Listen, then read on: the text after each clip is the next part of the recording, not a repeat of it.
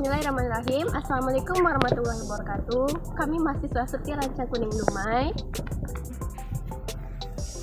Video ini dibuat untuk menyelesaikan tugas kelompok di mata kuliah pengawasan dan pengendalian dengan dosen pengampu Ardiansa MSOC SC.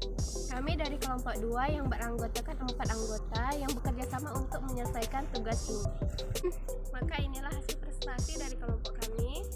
Sebelum saya lanjutkan ke materi, izinkan saya untuk memperkenalkan anggota kelompok kami.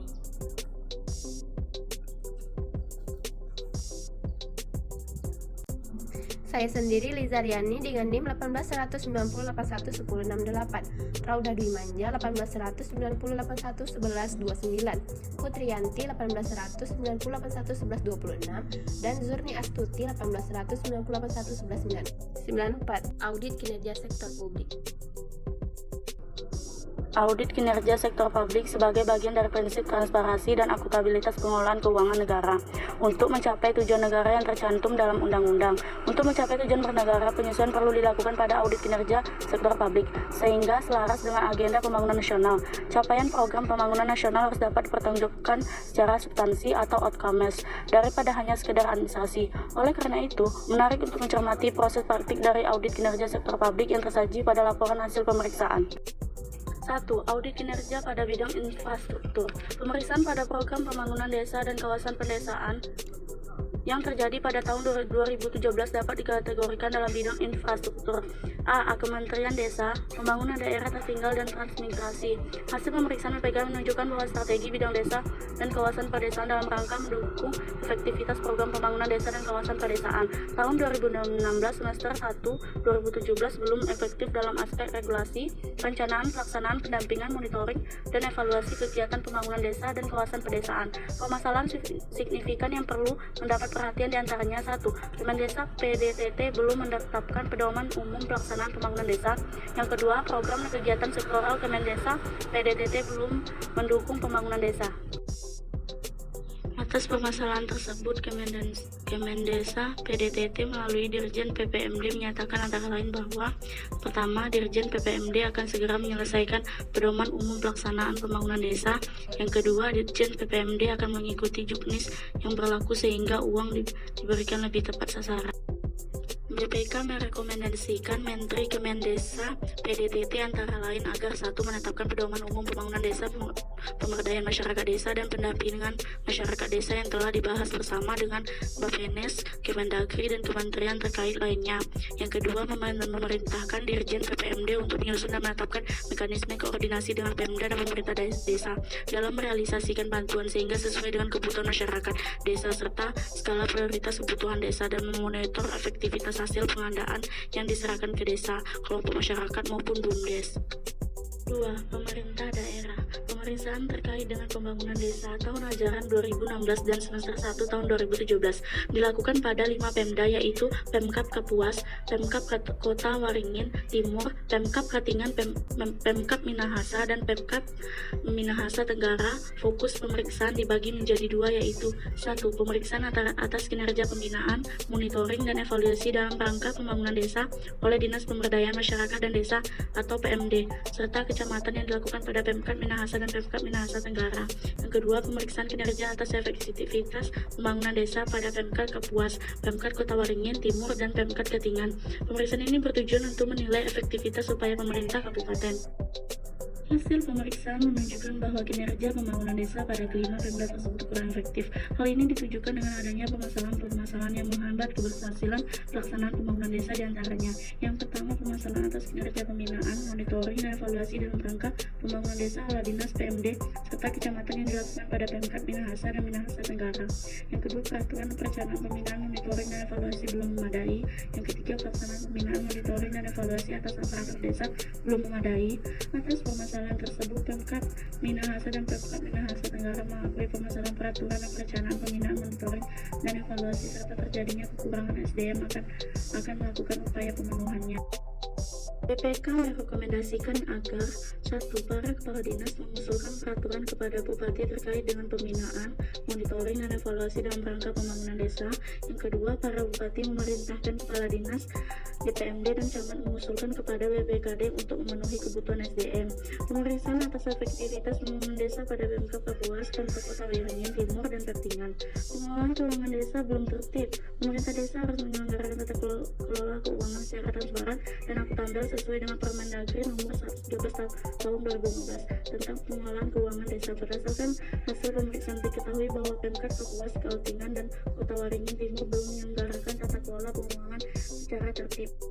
Monitoring dan evaluasi pembangunan desa belum memadai. Berdasarkan hasil pemeriksaan diketahui bahwa Pemkab Kapuas, Kaltingan, dan desa secara berkesinambungan atau berkala. Atas permohonan tersebut, Pemkab Kapuas, Kaltingan, dan Kota Waringin Timur menyatakan sepakat dengan temuan BPK terkait dengan pengelolaan keuangan desa atas masalah monitoring dan evaluasi. Pemkab Kapuas juga menyatakan sepakat dengan temuan BPK, sedangkan Pemkab Kaltingan menyatakan bahwa evaluasi berkala belum memadai namun telah melakukan evaluasi terhadap kinerja pemerintah desa.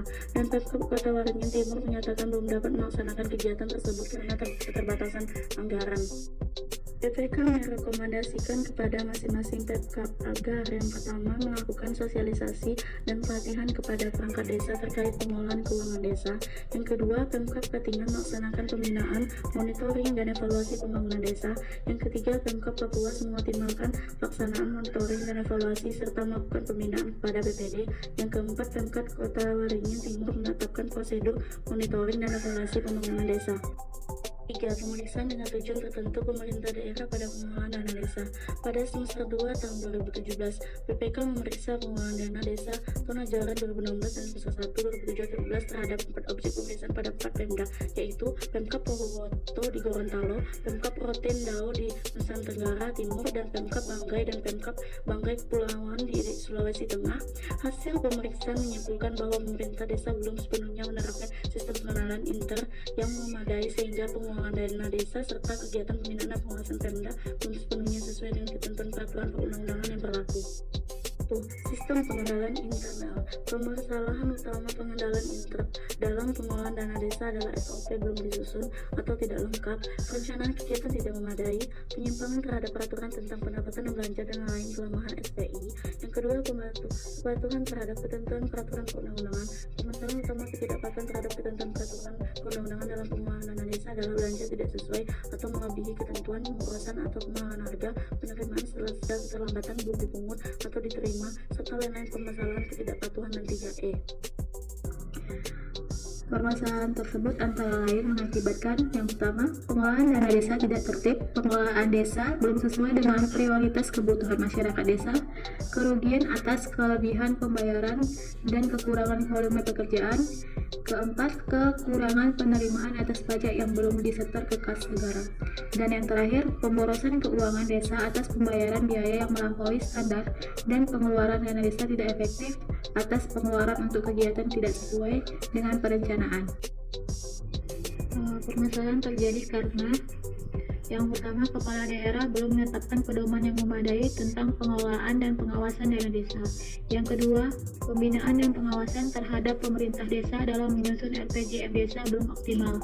Yang ketiga, para kepala desa belum melakukan perencanaan dan penganggaran kegiatan dana desa sesuai dengan ketentuan peraturan perundang-undangan. Yang terakhir, pemahaman kepala desa dan perangkat desa terhadap pengelolaan keuangan desa kurang memadai, serta sekretaris desa kurang cermat dalam melakukan verifikasi pembayaran kegiatan.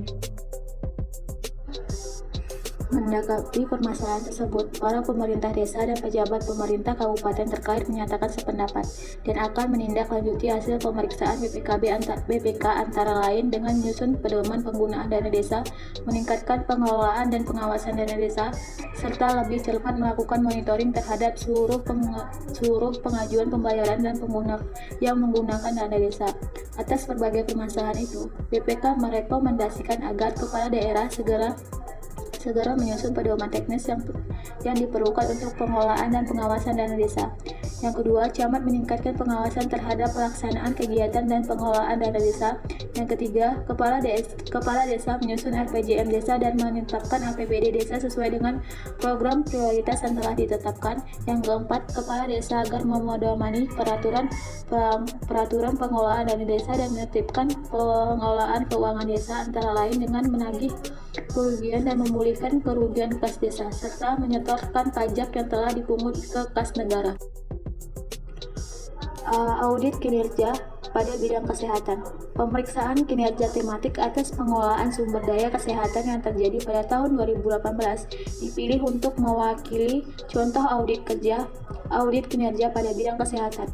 Beberapa entitas yang terkait program tersebut dilakukan pemeriksaan, yaitu pemerintah pusat, pemerintah daerah, dan Badan Penyelenggaraan Jaminan Sosial atau BPJS Kesehatan.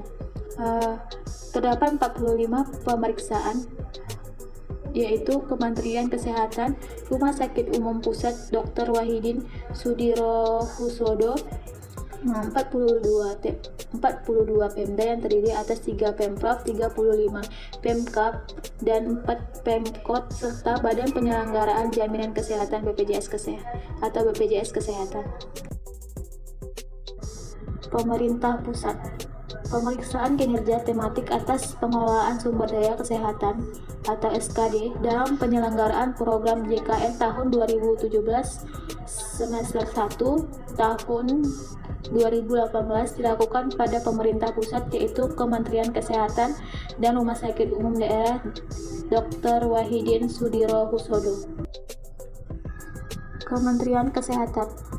Kemenkes telah melakukan berbagai upaya meningkatkan pengelolaan SKD dalam mendukung keberhasilan program JKN, antara lain penggunaan sistem informasi dalam penyusunan alokasi dana alokasi khusus, dan penugasan khusus untuk pemenuhan kebutuhan pelayanan kepada peserta JKN.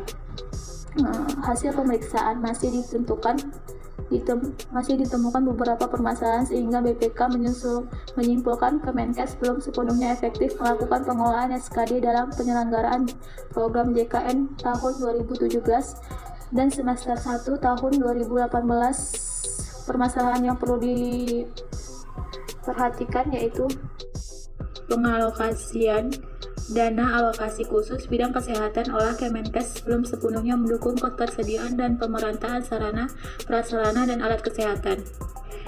Kemenkes belum sepenuhnya memiliki regulasi yang mendukung pemerataan dokter dan tenaga kesehatan.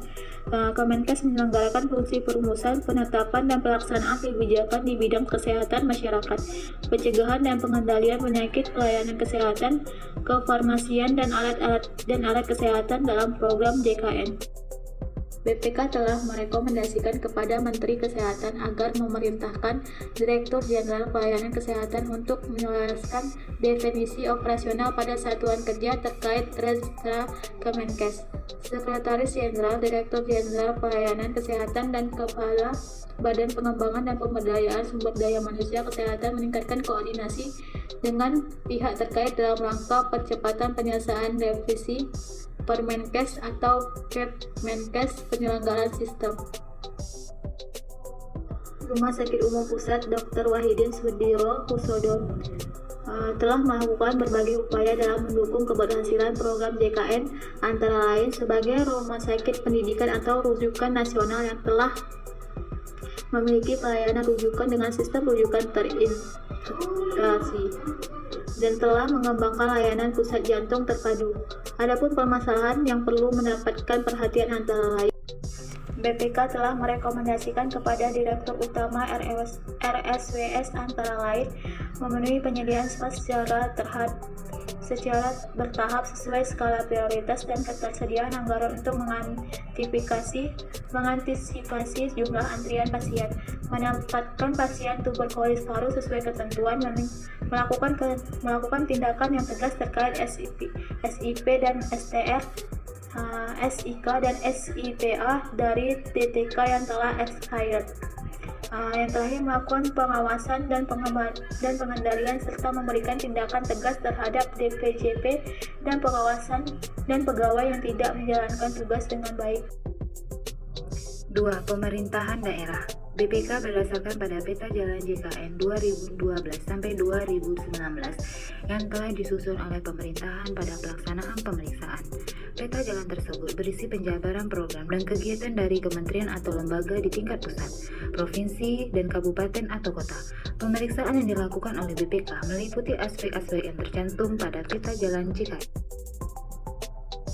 Pemeriksaan kinerja tematik atas efektivitas pengelolaan sumber daya kesehatan SDK dalam penyelenggaraan program JKN pada tahun 2017 semester 1 tahun 2018 dilakukan terhadap 42 objek pemeriksaan di Pemda meliputi 3 Pemprov, 35 Pemkab, dan 4 Pemkot. Namun demikian, berdasarkan pemeriksaan pengelolaan SDK pada Dinas Kesehatan Puskesmas dan Rumah Sakit Umum Daerah RSUD di lingkungan Pemda menunjukkan bahwa sebanyak 36 Pemda belum sepenuhnya efektif dan sebanyak 6 Pemda kurang efektif. Kondisi tersebut disebabkan masih terdapatnya permasalahan yang perlu mendapatkan perhatian, antara lainnya. 1. Pemenuhan sarana dan prasarana kesehatan. Hasil pemeriksaan menunjukkan bahwa 23 dinas kesehatan atau puskesmas dan 27 RSUD belum memenuhi standar minimal dan belum memenuhi kebutuhan pasien atas sarana dan prasarana kesehatan sesuai dengan kelasnya. 2. Pemenuhan alat kesehatan. Hasil pemeriksaan menunjukkan bahwa 30 dinas kesehatan atau puskesmas dan 30 RSUD belum memenuhi standar minimal dan belum memenuhi kebutuhan pasien atas alat kesehatan sesuai dengan kelasnya. 3. Pemenuhan DTK. Hasil pemeriksaan menunjukkan bahwa pemenuhan DTK pada 34 dinas kesehatan atau puskesmas dan 33 RSUD belum memadai baik dari jumlah, jenis, kompetensi, dan kualifikasinya. Hasil pemeriksaan menunjukkan bahwa pemenuhan DTK pada 34 dinas kesehatan atau puskesmas dan 33 RSUD belum memadai baik dari jumlah, jenis, kompetensi, dan kualifikasi. BPK merekomendasikan kepada Gubernur, Bupati, dan Wali Kota agar pemerintah, Kepala Dinas Kesehatan, dan Direktur SUD untuk mengelola dan memenuhi SPA dan DTK di Dinas Kesehatan, Puskesmas, dan RSUD melalui 1. Penyusunan perencanaan kebutuhan dan kebijakan serta rencana aksi dalam memenuhi SPA sesuai dengan ketentuan yang diatur oleh Kemenkes. 2. Menjaga kompetensi DTK baik melalui pemantauan dan pengenai sanksi atas DTK yang tidak memiliki STR yang berlaku maupun yang tidak melaksanakan tugasnya. 3. Menjaga kompetensi DTK baik melalui pemantauan dan mengenai sanksi atas DTK yang tidak memiliki STR yang berlaku maupun yang tidak melaksanakan tugasnya. 4. Pengembangan kompetensi DTK melalui diklat. 5. Optimalisasi pengalokasian anggaran untuk pemenuhan dan pemeliharaan SPA dari dana bidang kesehatan, misalnya dana kapitalisasi DAK bidang kesehatan. 6. Menjaga mutu dan kualitas SPA melalui pemeliharaan dan kalibrasi yang berkesinambungan. 7. Koordinasi dan Kemenkes dalam pemenuhan SPA. Hasil pemeriksaan BPK atas efektivitas pengelolaan SDK dalam penyelenggaraan program JKN pada 42 Pemda mengungkapkan 270 temuan yang memuat 471 permasalahan yang ketidakefektifan. Pengelolaan pelayanan kesehatan rumah sakit. Pemeriksaan kinerja terkait dengan pengelolaan pelayanan kesehatan tahun 2015 semester 1 tahun 2018 dilakukan terhadap 3 RSUD, yaitu 1. Pemeriksaan kinerja atas pengelolaan pelayanan rawat inap RSUD Dr. Muhammad Zain Painam pada Pemkab Pesisir Selatan tahun 2016 semester 1 tahun 2018. 2. Pemeriksaan kinerja atas pengelolaan pelayanan rawat jalan dan rawat inap rumah sakit umum RSU Nurdin Hamzah pada Pemkab Tanjung Jabung Timur tahun 2017 hingga 2018. 3. Pemeriksaan kinerja atas pelayanan kesehatan pada RSUD Jayapura tahun 2015 semester 1 tahun 2018. Hasil pemeriksaan menyimpulkan pengelolaan pelayanan kesehatan pada 3 objek pemeriksaan tersebut kurang efektif dan perlu melakukan perbaikan atas permasalahan yang ada, agar pembinaan dan pengawasan pengelolaan pelayanan rawat inap dapat terlaksanakan lebih efektif. 3. BPJS Kesehatan. BPJS Kesehatan telah mengolah kerjasama dengan Fakkes dan dokter dan tenaga kesehatan. Antara lain telah mengevaluasi pelaksanaan kredensialing yang dibuat dalam laporan bulanan monitoring Fakkes tingkat pertama FKTP atau Vaskes rujukan tingkat lanjutan FKRTL.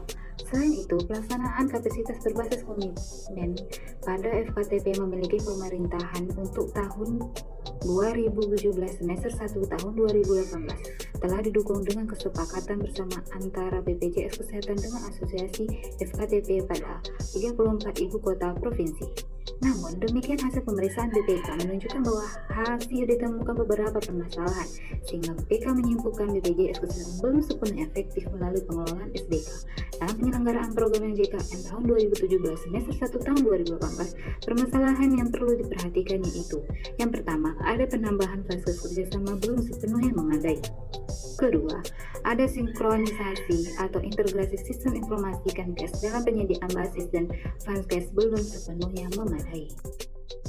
3. Audit kinerja pada bidang pendidikan. Pemeriksaan kinerja tematik atas peningkatan kualitas pembelajaran melalui penguatan penjaminan mutu pendidikan dan implementasi kurikulum 2013 tahun ajaran 2016-2017 sampai dengan 2018-2019 dilakukan pada Kementerian Pendidikan dan Kebudayaan atau Kemendikbud, dan 48 objek pemeriksaan di lingkungan Pemda meliputi 9 Pemprov, 31 Pemkab, dan 8 Pemkot. Hasil pemeriksaan BPK menyimpulkan bahwa peningkatan kualitas pembelajaran melalui penguatan penjaminan mutu pendidikan dan implementasi kurikulum 2013 pada Kemendikbud kurang efektif, sementara itu pada 4 Pemda cukup efektif, 25 Pemda kurang efektif, dan 19 Pemda tidak efektif. Mengutip ikhtisar hasil pemeriksaan semester 2 2019 tentang pemeriksaan tematik atas peningkatan kualitas pembelajaran melalui penguatan penjaminan mutu pendidikan dan implementasi kurikulum 2013 dalam mewujudkan wajib belajar 1. Kementerian Pendidikan dan Kebudayaan. Pemeriksaan kinerja tematik atas peningkatan kualitas pembelajaran melalui penguatan penjaminan mutu pendidikan dan implementasi kurikulum 2013 dalam mewujudkan wajib belajar 12 tahun dilaksanakan pada Kementerian Pendidikan dan Kebudayaan atau Kemendikbud serta instansi terkait lainnya. BPK mencatat upaya dan capaian Kemendikbud dalam peningkatan kualitas pembelajaran tersebut antara lain dengan menyediakan sistem penjaminan mutu pendidikan untuk memudahkan proses penjaminan mutu pada satuan pendidikan dengan melibatkan kepala sekolah, pengawas sekolah, guru, siswa, dan komite sekolah sebagai responden serta melakukan pembaruan muatan kurikulum sesuai dengan kebutuhan pembelajaran. Hasil pemeriksaan menyimpulkan bahwa peningkatan kualitas pembelajaran melalui penguatan penjaminan mutu pendidikan dan implementasi kurikulum 2013 dalam mewujudkan wajib belajar 12 tahun kurang efektif antara lain karena pemerintah belum optimal dalam menerapkan pembelajaran sesuai dengan kurikulum 2013. Di antaranya, Kemendikbud belum memiliki mekanisme pelatihan dan pendampingan guru yang dapat memastikan guru mampu mengembangkan model pembelajaran. Akibatnya, tujuan pembelajaran sesuai dengan kurikulum 2013 untuk meningkatkan kompetensi peserta didik dalam berpikir kritis dan memecahkan masalah, data dan informasi hasil sistem penjaminan mutu pendidikan atau SPMP belum sepenuhnya valid. Data dan informasi hasil SPMP merupakan hasil pemetaan mutu melalui instrumen penjaminan mutu dan akreditasi. Tidak validnya hasil pemetaan mutu diantaranya dibuktikan dengan perolehan hasil ujian nasional atau UN yang tidak linear dengan hasil pemetaan tersebut, mampu bekerja sama atau collaboration, bereaksi, creativity, dan berkomunikasi atau communication skill tidak tercapai. BPK telah merekomendasikan kepada Menteri Pendidikan dan Kebudayaan sesuai dengan kewenangannya agar 1. Menginstruksikan Direktur Jenderal atau Dirjen Pendidikan Anak Usia Dini dan Pendidikan Dasar dan Menengah atau PAUD dan Dikdasmen dan Kepala Badan Penelitian dan Pengembangan atau Balitbang untuk berkoordinasi dalam menyempurnakan instrumen penjaminan mutu agar dapat memberikan gambaran real mutu pendidikan. Yang kedua, menginstruksikan Dirjen PAUD dan Dikdasmen, Dirjen Guru dan Tenaga Pendidikan atau GTK, Kepala Balitbang, Kepala Badan Pengembangan Bahasa dan Perbukuan, serta Sekretaris Jenderal atau Sekjen agar secara sinergi untuk merumuskan mekanisme pelatihan dan pendampingan guru yang tepat. Memastikan guru mampu mengembangkan model pembelajaran dan memilih bahan ajar yang sesuai dengan model pembelajaran. Hasil pemeriksaan atas peningkatan kualitas pembelajaran mengungkapkan 6 temuan dan 8 permasalahan ketidakefektifan. 2. Pemerintah daerah untuk mengendalikan penyelenggaraan pendidikan oleh satuan pendidikan dasar dan menengah sehingga terwujud pendidikan yang bermutu, maka perlu diterapkan suatu sistem jaminan mutu. Pemerintah telah menetapkan sistem jaminan mutu ini dengan sistem jaminan mutu pendidikan atau SPMP. Sistem ini bertujuan untuk menjamin pemenuhan standar pada satuan pendidikan secara sistematik, holistik, dan berkelanjutan sehingga tumbuh dan berkembang budaya mutu pada satuan pendidik secara mandiri. Sedangkan kurikulum merupakan perangkat rencana dan pengaturan mengenai tujuan, isi, dan bahan pelajaran, serta cara yang digunakan sebagai pedoman penyelenggaraan kegiatan pembelajaran untuk mencapai tujuan pendidikan tertentu. Kurikulum 1.